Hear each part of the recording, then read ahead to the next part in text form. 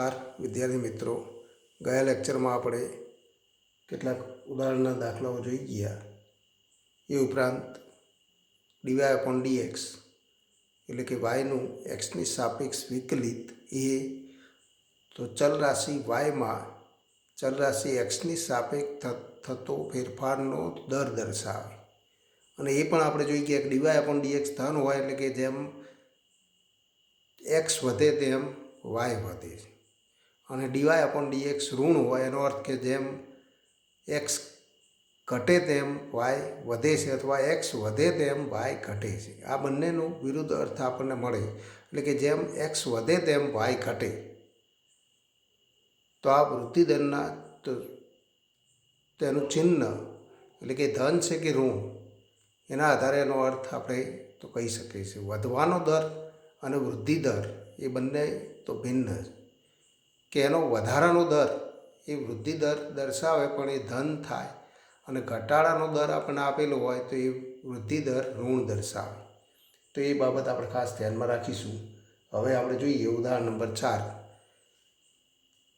કે એક લંબચોરસની લંબાઈ x 3 સેન્ટીમીટર પ્રતિ મિનિટના દરે ઘટે છે। એનો અર્થ કે તો અહીં આપણને આપેલું છે એક્સનો વૃદ્ધિ દર કેટલો છે, પણ ઘટાડાનો દર આપણને આપેલો દર ઘટે છે એનો અર્થ કે એનો વૃદ્ધિ દર -3 સેન્ટીમીટર પ્રતિ મિનિટ છે।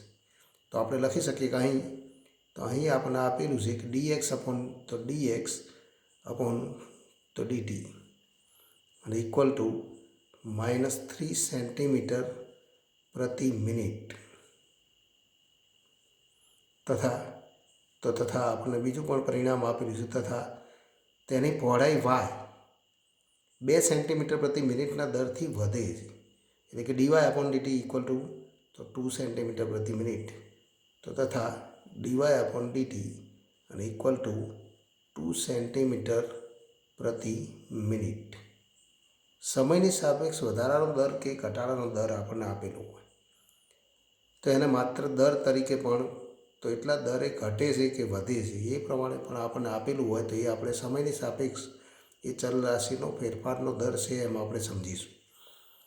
તથા જ્યારે x ઇક્વલ ટુ તો 10 અને y ઇક્વલ ટુ 6 સેન્ટીમીટર હોય ત્યારે તો એ લંબચોરસની પરિમિતિ અને બી લંબચોરસના ક્ષેત્રફળમાં થતા ફેરફારનો દર શોધો।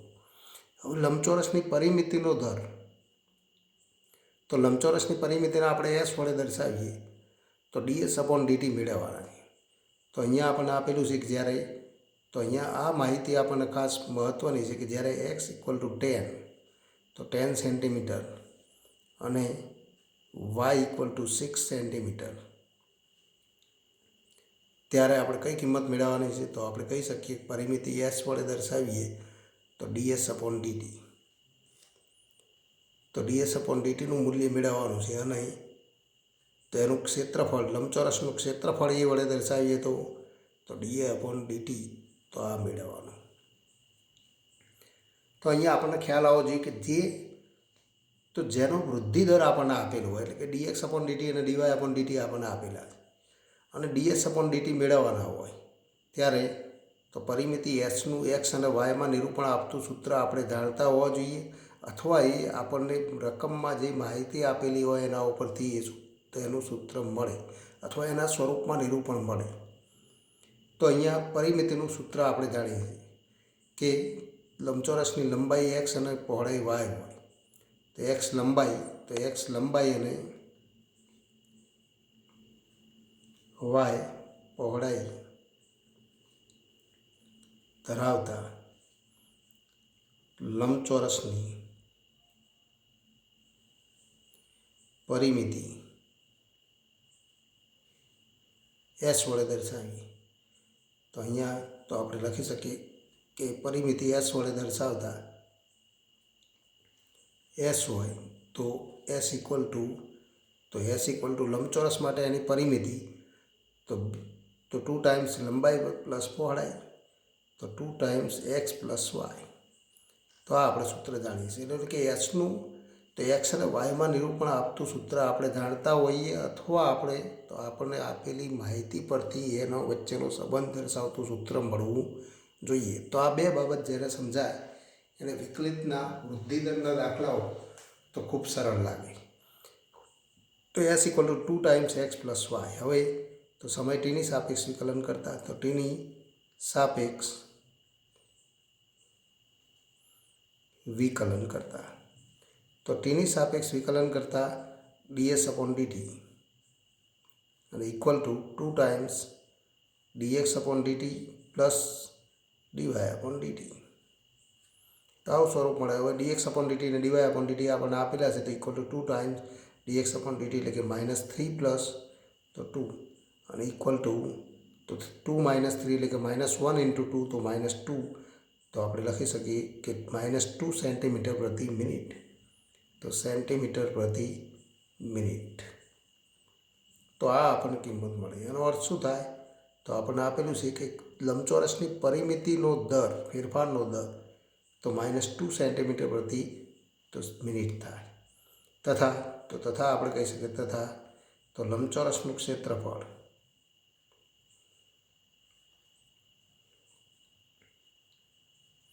એ ઇક્વલ ટુ તો એક્સ ઇન્ટુ વાય. અને માટે તો ટીની સાપેક્ષ વિકલન કરતા. તો અહીંયા પણ આપણે જોઈ શકીએ છીએ કે તો ક્ષેત્રફળનો તો ફેરફારનો દર આપણે મેળવવો હોય તો ક્ષેત્રફળનું સૂત્ર એક્સ અને વાયમાં આપણને મળવું જોઈએ, કારણ કે ડીએક્સ અપોન ડીટી અને ડીવાય અપોન ડીટી આપણને આપેલા છે. તો એ આપણે તો કિંમત મેળવીશું. તો માટે તો ટીની સાપેક્ષ વિકલન કરીએ તો ડીએ અપોન ડીટી અને ઇક્વલ ટુ તો ફરી અહીંયા આપણે સાદુરૂપ આપીએ તો એક વિધેય, બે વિધેયનો ગુણાકાર છે, તો એક વિધેય બીજાનું વિકલન એટલે કે x into dy upon DT plus y into dx upon dt. હવે dy upon dt dx upon dt પણ આપણને આપેલા છે, અને એક્સ અને વાયની કિંમત પણ આપેલી છે. એક્સ ઇક્વલ ટુ 10 અને વાય ઇક્વલ ટુ 6. તો માટે તો ઇક્વલ ટુ આપણે લખી શકીએ એક્સની કિંમત લખો તો 10 ઇન્ટુ ડીવાય અપોન ડીટી તો ઇક્વલ ટુ 2 પ્લસ વાય તો 6 ઇન્ટુ ડીએક્સ અપોન ડીટી તો -3 અને ઇક્વલ ટુ તો 20 માઇનસ તો 18 અને ઇક્વલ ટુ તો 2 સેન્ટીમીટર. તો અહીંયા ફરી એનો એકમ આપણે જાણીશું સેન્ટીમીટર સ્ક્વેર પ્રતિ સેકન્ડ, તો સેન્ટીમીટર સ્ક્વેર પ્રતિ મિનિટ, અથવા એને આપણે લખી શકીએ ઇક્વલ ટુ 2 ચોરસ સેન્ટીમીટર પ્રતિ મિનિટ. તો આપણે કહી શકીએ કે DA upon DT equal to તો 2 ચોરસ સેન્ટીમીટર પ્રતિ મિનિટ. તો આટલો એનો ફેરફારનો દર મળે. એનો અર્થ કે પ્રતિ સેકન્ડે ક્ષેત્રફળમાં 2 ચોરસ સેન્ટીમીટર જેટલો તો વધારો થાય, અને પરિમિતિમાં પ્રતિ સેકન્ડે 2 સેન્ટીમીટર જેટલો ઘટાડો દર્શાવે છે. તો આને શાબ્દિક સ્વરૂપે એ પ્રમાણે વંચાય, કારણ કે વૃદ્ધિ દર ઋણ હોય, એટલે કે ફેરફારનો દર ઋણ હોય એનો અર્થ કે ઘટાડો દર્શાવે છે. જેમ તો એક્સના મૂલ્યમાં એટલો ઘટાડો થાય અને વાયના મૂલ્યમાં એટલો વધારો થાય, એમ તો આના મૂલ્યમાં એટલે કે પરિમિતિના મૂલ્યમાં -2 સેન્ટીમીટર જેટલો ઘટાડો થાય અને એના ક્ષેત્રફળમાં 2 ચોરસ સેન્ટીમીટર જેટલો વધારો થાય, એવો શાબ્દિક અર્થ આપણે તો કરી શકીએ. તો હવેથી આગળ વધીએ. ઉદાહરણ નંબર 6. એક વસ્તુના એક્સ એકમના વેચાણમાંથી થતી રૂપિયામાં કુલ આવક RX equal to 3x² plus 36x plus 5 દ્વારા મળે. તો આવક માટેનું તો આ સૂત્ર છે. જ્યારે x ઇક્વલ ટુ 5 ત્યારે સીમાંત આવક એટલે કે વેચાયેલા કુલ એકમોને સાપેક્ષ કુલ આવકમાં થતા ફેરફારનો દર. કુલ આવક RX દ્વારા મળે, વેચાયેલા એકમો તો કુલ x છે, માટે તો dr અપોન dx એને આપણે તો સીમાંત આવક કહીશું. તો અહીંયા RX વિધેય કુલ આવકનું વિધેય આપણને આપેલું છે. તો અહીં આપણને આપેલું છે RX equal to 3x² plus 36x plus 5. એક્સની સાપેક્ષ વિકલન કરતા, તો એક્સની સાપેક્ષ વિકલન કરતા આપણને dr અપોન dx મળે. તો dr અપોન dx મળે, જેને આપણે તો સીમાંત આવક કહીશું. સીમાંત આવક એટલે કે તો વેચાયેલા તો કુલ એકમોને સાપેક્ષ કુલ આવકમાં થતો ફેરફારનો દર, એટલે કે dr/dx તો ઇક્વલ ટુ તો 6 ઇન્ટુ એક્સ પ્લસ 36 પણ અહીં એક્સ ઇક્વલ ટુ તો 5 આપણને આપેલા છે તો અહીં એક્સ ઇક્વલ ટુ 5 હોય ત્યારે આપણે તો dr/dx અને ઇક્વલ ટુ તો dr/dx equal to 6 into 5 plus 36 અને ઇક્વલ ટુ તો 30 પ્લસ 36 અને ઇક્વલ ટુ 66 તો આપણે કહી શકીએ કે સીમાંત આવક તો 66 છે એમ કહી શકાય. માટે આપણે લખી શકીએ માટે માગેલ સીમાંત આવક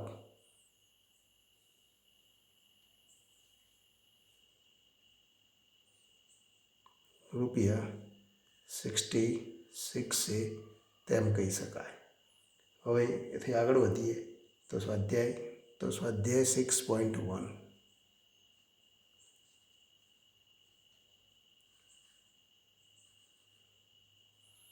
નો એક્ઝામ્પલ નંબર તો 1 જોઈએ. જ્યારે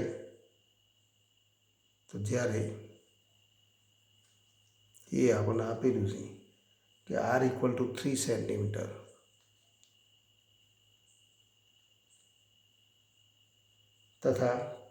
તથા બી r ઇક્વલ ટુ 4 સેન્ટીમીટર હોય ત્યારે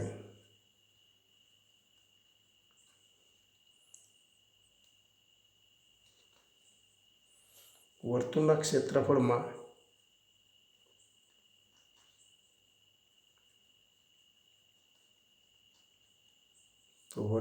ક્ષેત્રફળમાં તેની ત્રિજ્યા r ને સાપેક્ષ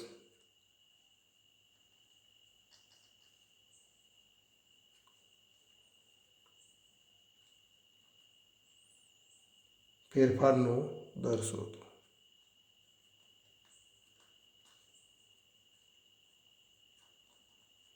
આન્સર અહીંયા આપણે કહી શકીએ કે અહીં તો એ માટે આપણે ગણતરી કરીએ. આમ તો આપણે સીધું પણ નિરૂપણ મેળવી શકીએ એ અને બીની કિંમત ત્યારબાદ લઈશું. તો અહીં તો r ત્રિજ્યાવાળા વર્તુળનું ક્ષેત્રફળ એ equal to pi into r square. તો આરની સાપેક્ષ તો ત્રિજ્યા આરની સાપેક્ષ ફેરફારનો દર મેળવ્યો છે તો આરની સાપેક્ષ વિકલન કરતા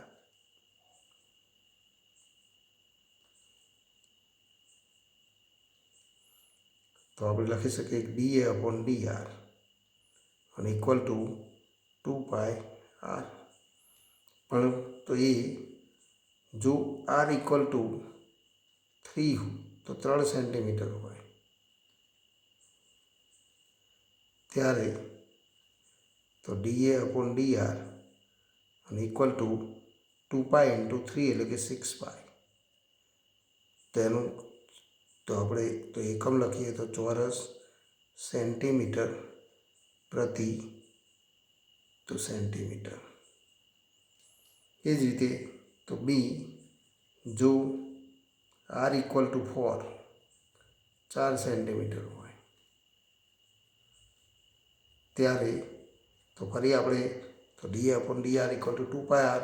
તો અહીંયા આપણે કિંમત લખીએ dA/dr અને ઇક્વલ ટુ 2πr અને ઇક્વલ ટુ તો 2π ઇન્ટુ 4 r ઇક્વલ ટુ 4 માટે તો 8π ચોરસ સેન્ટીમીટર પ્રતિ સેન્ટીમીટર.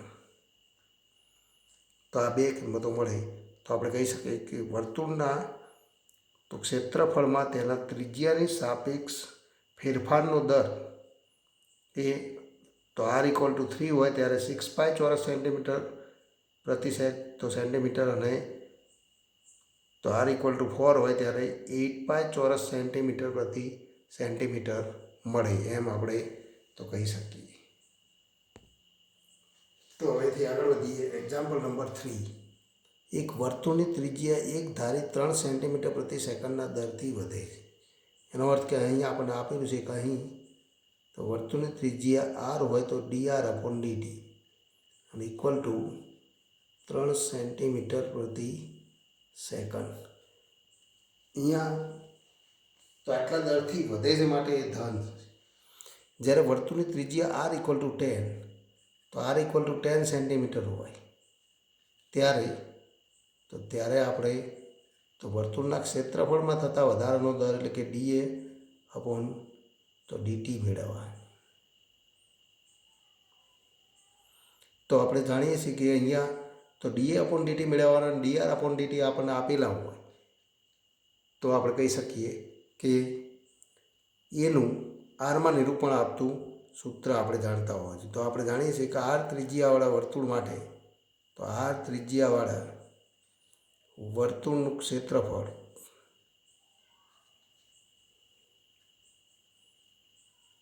એટલે કે એનું આરમાં નિરૂપણ દર્શાવતું સૂત્ર આપણે મેળવવું પડે. તો ક્ષેત્રફળ એ ઇક્વલ ટુ તો પાય ઇન્ટુ આર સ્ક્વેર. તો આ સૂત્ર આપણે જાણીએ છીએ જે એનું આરમાં નિરૂપણ દર્શાવતું સૂત્ર છે. તો હવે ટીની સાપેક્ષ વિકલન કરતા તો સમય ટીની સાપેક્ષ વિકલન કરો તો વિકલન કરતા તો આપણે કહી શકીએ ડીએ અપોન ડીટી અને ઇક્વલ ટુ તો પાય ઇન્ટુ આર સ્ક્વેરનું વિકલન 2r into dr upon DT એટલે કે 2πr into dr upon DT. તો સાંકળ નિયમથી આપણે વિકલન કરી શકીએ કારણ કે આર એ તો ટીનું વિધેય અને માટે તો dA upon DT equal to તો 2π ઇન્ટુ આર, પણ આર ઇક્વલ ટુ તો 10 સેન્ટીમીટર આપે છે તો 2π into 10 into dr upon dt પણ આપણે આપેલા છે 3 સેન્ટીમીટર પ્રતિ સેકન્ડ અને ઇક્વલ ટુ આપણે લખી શકીએ 10 ઇન્ટુ તો 6 અને ઇક્વલ ટુ 60 પાય ચોરસ સેન્ટીમીટર પ્રતિ તો સેકન્ડ. એનો અર્થ કે તો માટે તો અહીંયા તો ક્ષેત્રફળનો સમય ટીની સાપેક્ષ વૃદ્ધિ દર અથવા ફેરફારનો દર આપણને આપેલો છે. પણ વધારાનો દર કેટલો થાય તો એ પણ 60 પાય થાય કારણ કે અહીંયા વૃદ્ધિ દર ધન છે અથવા ફેરફારનો દર ધન છે. એના માટે તો એ વધારાનો દર દર્શાવે માટે આપણે કહી શકીએ કે માટે તો વર્તુળના તો ક્ષેત્રફળમાં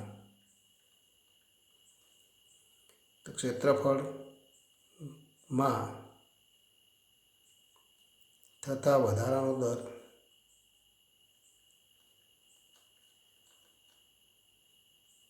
તો વધારાનો દર 60 પાય ચોરસ સેન્ટીમીટર પ્રતિ સેકન્ડ. તો પ્રતિ સેકન્ડે વર્તુળનો તો વધારાનો દર આટલો છે એમ કહી શકાય.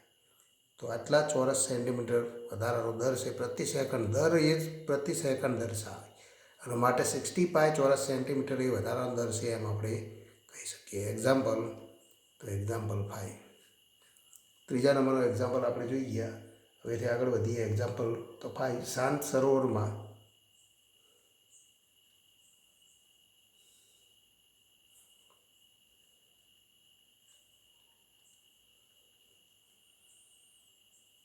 એક પથ્થર નાખવામાં આવે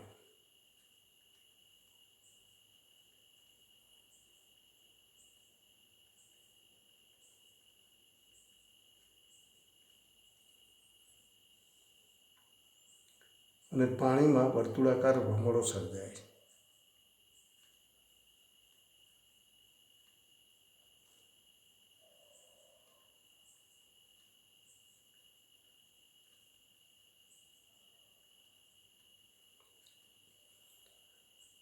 વર્તુળાકાર ભમરડો તો ભમરડોની ત્રિજ્યા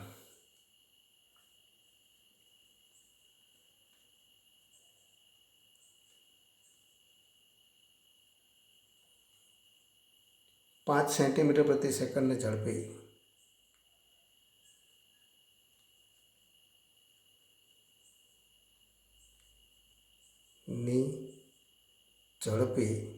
વધે છે. જ્યારે વર્તુળાકાર ભમરડની ત્રિજ્યા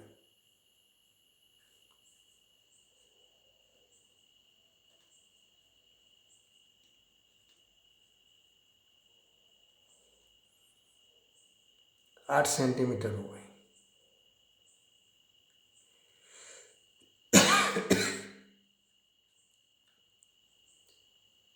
ત્યારે આ વર્તુળાકાર વમળોનું ક્ષેત્રફળ કેટલી ઝડપે વધે છે?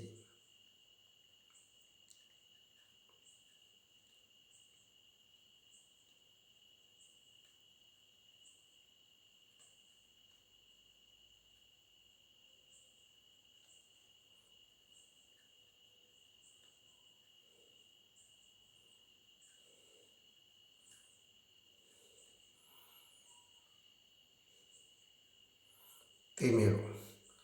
તો અહીંયા આપણે જોઈ શકીએ છીએ કે અહીં તો આન્સર શાંત સરોવરમાં કોઈ પથ્થર નાખવામાં આવે તો પાણીમાં વર્તુળાકાર વમળો સર્જાય અને એ વર્તુળાકાર વમળની ત્રિજ્યા 5 સેન્ટીમીટર પ્રતિ સેકન્ડની ઝડપે પ્રત્યેક સેકન્ડે 5 સેન્ટીમીટર જેટલી વધે. તો જ્યારે વર્તુળાકાર વમળની ત્રિજ્યા 8 સેન્ટીમીટર હોય ત્યારે આ વર્તુળાકાર વમળોનું ક્ષેત્રફળ કેટલી ઝડપે વધે છે? તો અહીંયા જે આપણને માહિતી આપેલી છે એ માહિતીને અહીંયા આપણે દર્શાવીએ તો અહીં આપણને આપેલું છે કે અહીં વમળોની ત્રિજ્યા વધવાનો દર આપણને આપેલો છે તો dr/dt અને ઇક્વલ ટુ 5 સેન્ટીમીટર પ્રતિ સેકન્ડ. r ઇક્વલ ટુ 8 હોય તથા તો આપણને આપેલું છે r ઇક્વલ ટુ 8 હોય ત્યારે આપણે તો આ વર્તુળાકાર વમળોનું ક્ષેત્રફળ dA/dt તો એ આપણે મેળવવાનું. તો જ્યારે dr/dt આપણને આપેલા હોય અને dA/dt મેળવવાના હોય તો એનું આરમાં નિરૂપણ આપતું દર્શાવતું સૂત્ર આપણે જાણતા હોવા જોઈએ. તો માટે આપણે કહી શકીએ માટે તો r ત્રિજ્યાવાળા વર્તુળાકાર વમળોનું ક્ષેત્રફળ એ ઇક્વલ ટુ તો પાઈ ઇન્ટુ r². તો ટીની સાપેક્ષ વિકલન કરતા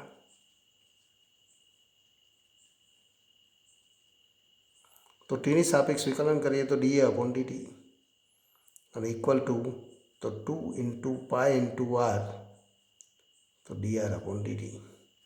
પણ dr/dt આપણને આપેલા છે, આરની કિંમત પણ આપેલી છે r ઇક્વલ ટુ 8 માટે. તો માટે આપણે કહી શકીએ કે dA/dt equal to 2 pi into 8 into dr/dt એટલે કે 5 અને ઇક્વલ ટુ 80 ઇન્ટુ પાઈ ચોરસ સેન્ટીમીટર તો ચોરસ સેન્ટીમીટર પ્રતિ સેકન્ડ. એનો અર્થ કે જ્યારે ત્રિજ્યા તો આ વર્તુળાકાર વમળની ત્રિજ્યા 8 સેન્ટીમીટર હોય ત્યારે તો આ વર્તુળાકાર વમળનું ક્ષેત્રફળ તો ક્ષેત્રફળની તો વૃદ્ધિ દર એટલે કે એના વધારાનો દર 80 પાઈ ચોરસ સેન્ટીમીટર તો મળે. તો આ માગેલો જવાબ.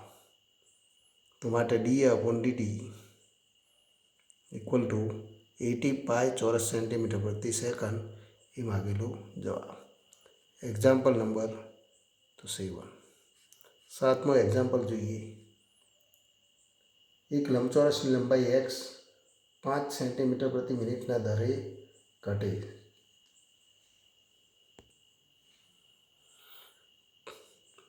5 સેન્ટીમીટર પ્રતિ મિનિટના દરે ઘટે છે. તેની પહોળાઈ y 4 સેન્ટીમીટર પ્રતિ મિનિટના દરે વધે. જ્યારે x ઇક્વલ ટુ 8 સેન્ટીમીટર અને y ઇક્વલ ટુ 6 સેન્ટીમીટર હોય ત્યારે એ લંબચોરસની પરિમિતિ અને બી લંબચોરસના ક્ષેત્રફળમાં થતા ફેરફારનું દર શોધો. તો હમણાં આપણે જોઈ ગયા એવો દાખલો છે. તો અહીં આપણને આપેલું છે, એક સીધી કિંમતો લખીશું. અહીં આપણને આપેલું છે કે તો અહીં એક્સમાં તો લંબચોરસની લંબાઈ એક્સમાં વધારાનો દર આપણે તો ઘટાડાનો દર આપેલો છે dx/dt અને ઇક્વલ ટુ તો -5 સેન્ટીમીટર પ્રતિ મિનિટ અને dy/dt અને ઇક્વલ ટુ 4 સેન્ટીમીટર પ્રતિ મિનિટ.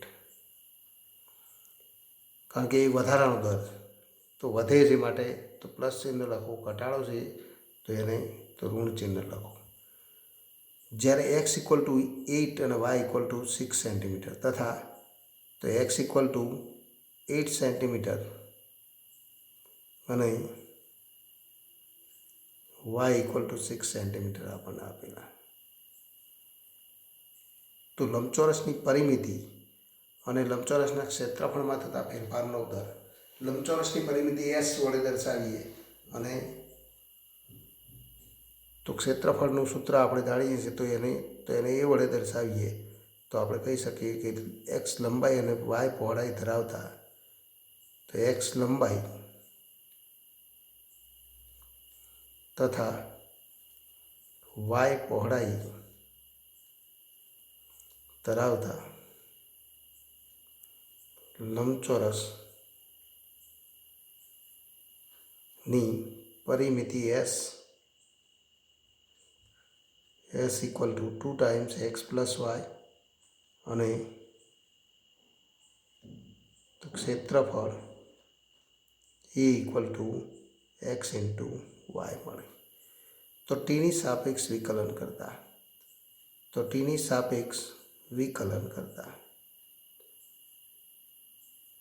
તો ડીએસ અપોન ડીટી અને ઇક્વલ ટુ તો 2 ટાઈમ્સ તો ડીએક્સ અપોન ડીટી પ્લસ તો ડીવાય અપોન ડીટી તથા તો ડીએ અપોન ડીટી અને ઇક્વલ ટુ તો એક્સ ઇન્ટુ તો ડીવાય અપોન ડીટી, કારણ કે બે વિધેયનો ગુણાકાર છે તો plus y into dx upon તો ડીટી. તો એક્સ વાય અને ડીએક્સ અપોન ડીટી અને ડીવાય અપોન ડીટીની કિંમત લખતા તો માટે તો DS upon DT equal to 2 times DX upon DT equal to -5 plus DY upon DT equal to 4 તો ઇક્વલ ટુ -2, કારણ કે 4 - 5 એટલે કે -1 ઇન્ટુ 2 એટલે -2.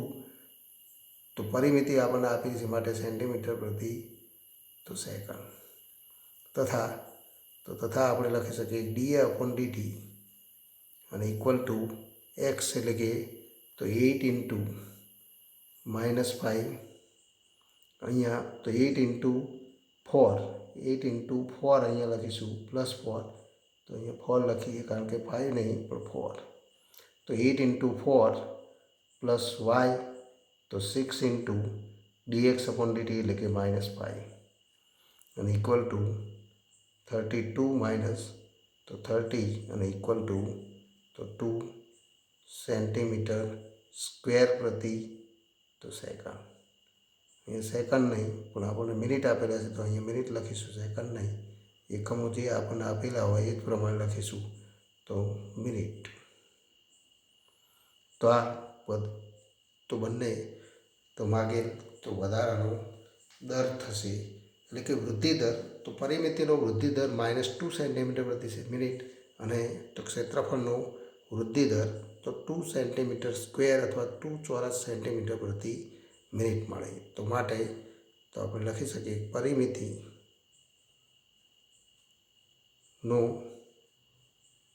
વૃદ્ધિ દર -2 સેન્ટીમીટર પ્રતિ મિનિટ તથા તો ક્ષેત્રફળના નો વધારાનો દર અથવા વૃદ્ધિ દર તો 2 ચોરસ સેન્ટીમીટર પ્રતિ મિનિટ. તો આ મળી. તો ટૂંકમાં આપણે કહી શકીએ કે જે માહિતી આપણને આપેલી છે એના અનુરૂપ તો આપણને ગણતરી કરતાં આવડવું જરૂરી છે.